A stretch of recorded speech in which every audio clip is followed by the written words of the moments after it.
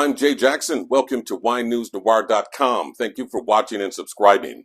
We begin this episode in Napa Valley, where the countdown is on for one of this year's most anticipated wine events. The powerful Association of African American Vintners will hold a historic symposium, drawing some of the most recognized names in the black wine space. I talked exclusively with the executive director of the organization about what to expect from this jam-packed event. Mark your calendars. On March 9th and 10th, black wine professionals and wine lovers will be lifting the bar in Napa Valley. That's when the influential Association of African American Vintners, or AAAV, will host its 2024 Symposium and Wine Festival weekend, a gathering of the world's top black winemakers and power players. AAAV Executive Director Angela McCrae is one of them. We're excited to have Total Wine & More as a sponsor again this year, as well as HEB, Bronco Wines, and Wine Enthusiasts as our media partner. The symposium will feature high-powered panelists who have broken through barriers, finding success in an industry with less than 5% black representation. Up-and-coming winemakers will no doubt hang on every word on how these wine movers and shakers found success.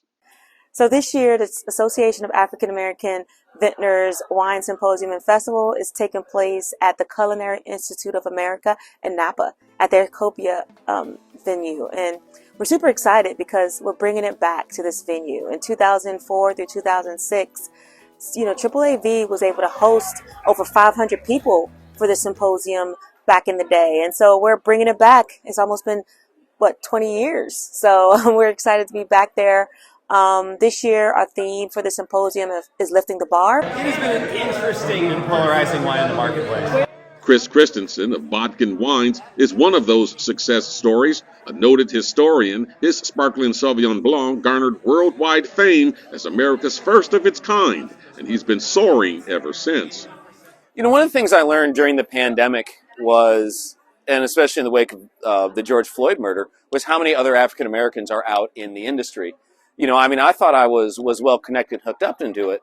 But learning about all the different people who are involved in it, not just on the production side of things like myself, but people who are sommeliers, work in distribution, and getting to meet with them is really cool. Realistically, having like a meeting point for it, like with the symposium, is a great for us to get together, interact, and really, make connections. Because there's so many of us that don't know how many other of us there are in the industry. One of the things that we're also excited about is the beautiful space we're going to be in. Right in the heart of Napa, you're going to be able to enjoy the work that we're doing through the Association of African American Vintners and be able to see firsthand the impact of our fundraising efforts, our scholarships, our entrepreneurship grant, as well as a plethora of other initiatives we're launching. Rosé sensation Donnie Burston of Lafette Wine Company will be the main attraction. His blueprint for success will be a can't-miss event for any winemaker determined to grow. We also have Master Sommelier Vince Morrow, as well as Wine Unified's Executive Director, Alicia Towns-Franken, as some of our speakers. This is your chance to meet the producers and winemakers themselves, as well as understand their journey and why it's so important for you to support the efforts of the Association of African American Vintners. For more information on how to attend the symposium, go to AAAVintners.org. Full disclosure, this journalist is a member of AAAV and will participate in the event. One winemaker you'll find at the tasting festival is Raymond Smith of Indigene Cellars. He travels the country educating wine lovers about his business. I got a chance to chat with the longtime veteran in Inglewood, California, about the state of black wine and why the symposium is critical.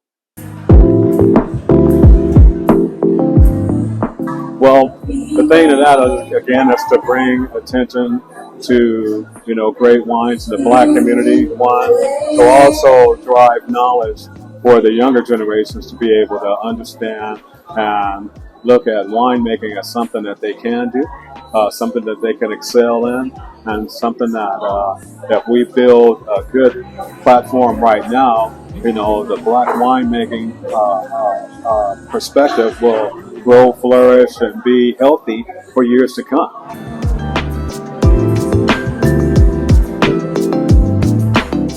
That's one of the hardest businesses you can be into for sure.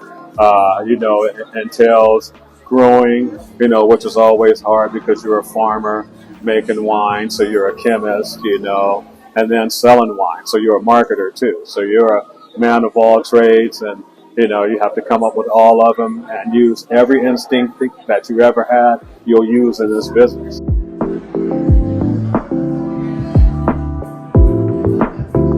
What's the future? What do you see in the next year, 2, 3, when it comes to the black wine space? I just think it's going to grow. I think it's going to grow expeditiously. I think that there's more people that are aware right now that they could be making some great wines, and people who can sell some wines or bring wines to the public that are quality and see that as a viable business.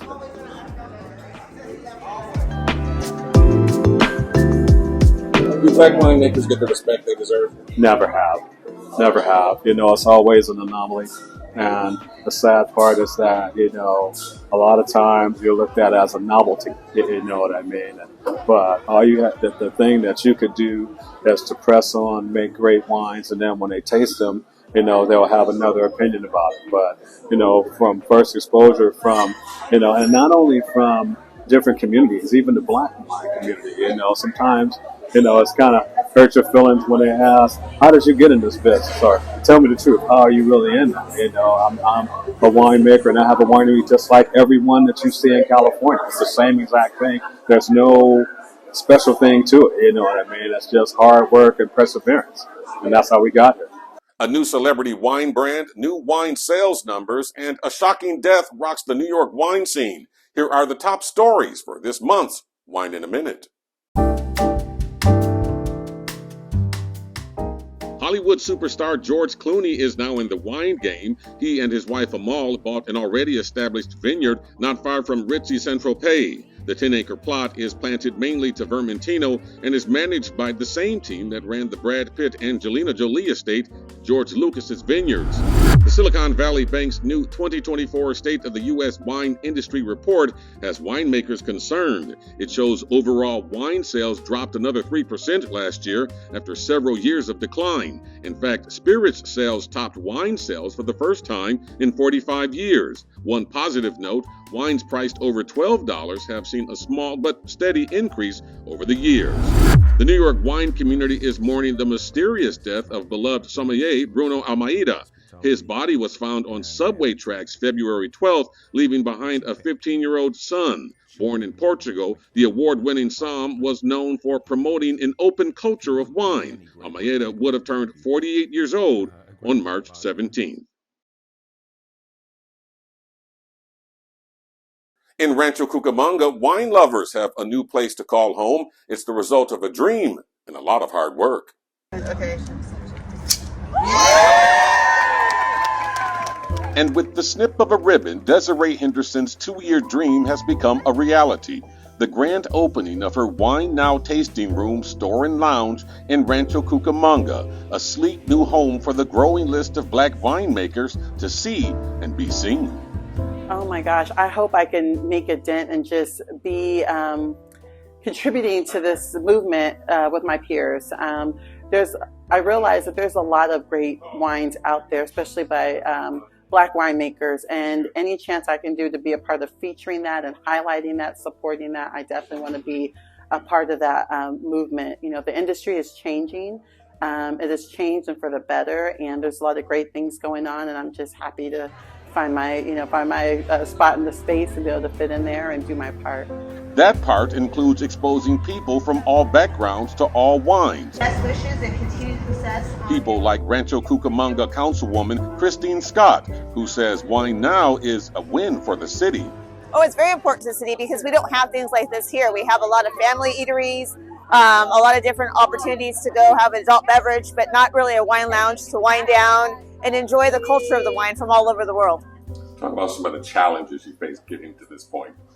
Oh my gosh, how long is the interview? I mean, right. I mean, every step of the way there's a challenge, right? There's a challenge finding the right, vendors. There's a challenge getting the stuff approved through the city. There's we're coming out of COVID, so the challenge with that and getting, having staff available to come and approve the work.